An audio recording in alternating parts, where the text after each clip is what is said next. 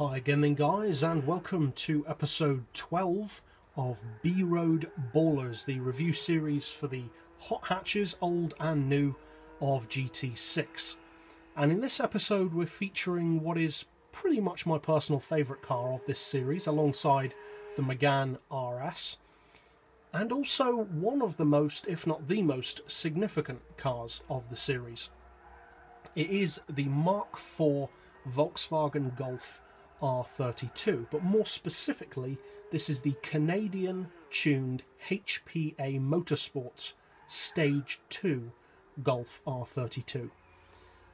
And put simply, this is by far the fastest hot hatch in the game. And whereas with some other review series you might get a car that just edges it out a little bit for the lead, say a certain muscle car or a certain sports car, this car doesn't lead by a margin, it leads by a lot. The top speed is around 25 miles per hour higher than its closest rival, and that's without NOS. And as far as acceleration, off the line there are a couple of all-wheel drive cars, such as the standard Golf R32 and the Mark VI Golf R, for instance, that may keep up with this car up to about 60 miles per hour, but beyond that, forget it. The acceleration on this car just wipes the floor with any other hot hatch in a straight line. And the reason for that is fairly obvious when you take a look at the sheer specs of this car. It retains the 3.2 litre 6-cylinder engine, but it has a pretty massive twin turbo fitted to it. And combine that with an all-wheel drive system, relatively low weight, and a compact body, you're going to end up with something pretty quick. Now, this car puts out in its highest tuned form, which is with the mid-range turbo, 768 brake horsepower and a frankly insane 825 foot-pounds of torque. So in other words, you've got the power of a supercar, the torque of a muscle car, the grip of a rally car, the size of a hatchback, and the performance of a Le Mans prototype. That takes some beating. Now, it's a 260 grand car, so it's also the most expensive hot hatch in the game. But to be fair, even 260 grand significantly undercuts most supercars. So it's still pretty good value for money. The PP on this vehicle is also surprisingly high for a hatchback at 611. Now that's with the high-range turbo. The high-range turbo does give you the best power and torque. However, I would not recommend using the mid-range turbo. The high-range turbo is much better, because although it only gives you around 728 horsepower, only, and far less torque, and a slightly lower PP, it actually gives you much stronger performance overall, because the mid-range turbo, although pretty good once you get going, does make the car quite laggy off the line. Now, the high-range turbo doesn't eliminate the lag. That is definitely this car's weakest point, the lag off the line. But with the high-range turbo, the difference in acceleration is actually pretty much the same mid-range as the mid-range turbo anyway, and the top-end performance is much, much stronger, as you'd expect.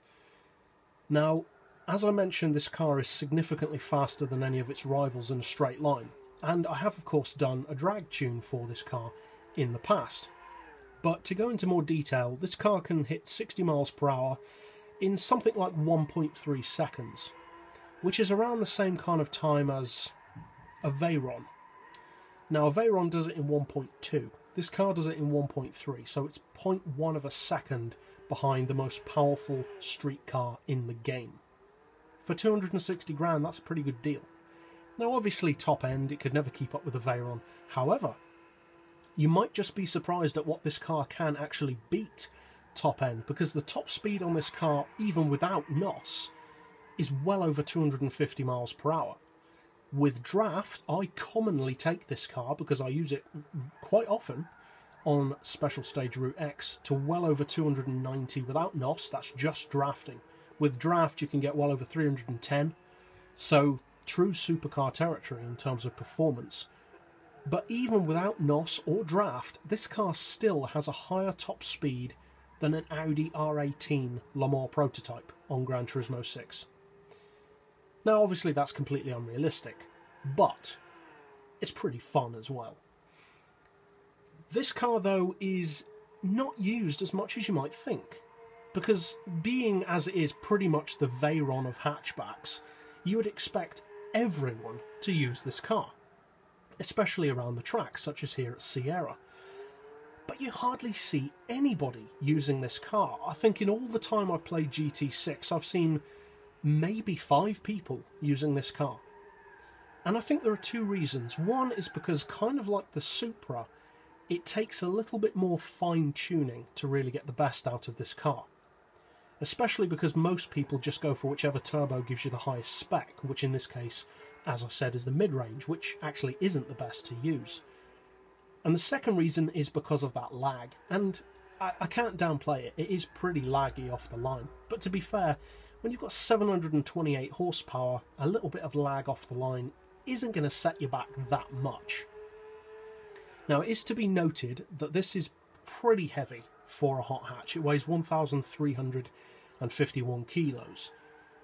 But still, it's an excellent track car. Now, you can certainly feel the extra weight there around corners. Added that onto the all-wheel drive system, which gives you natural understeer anyway.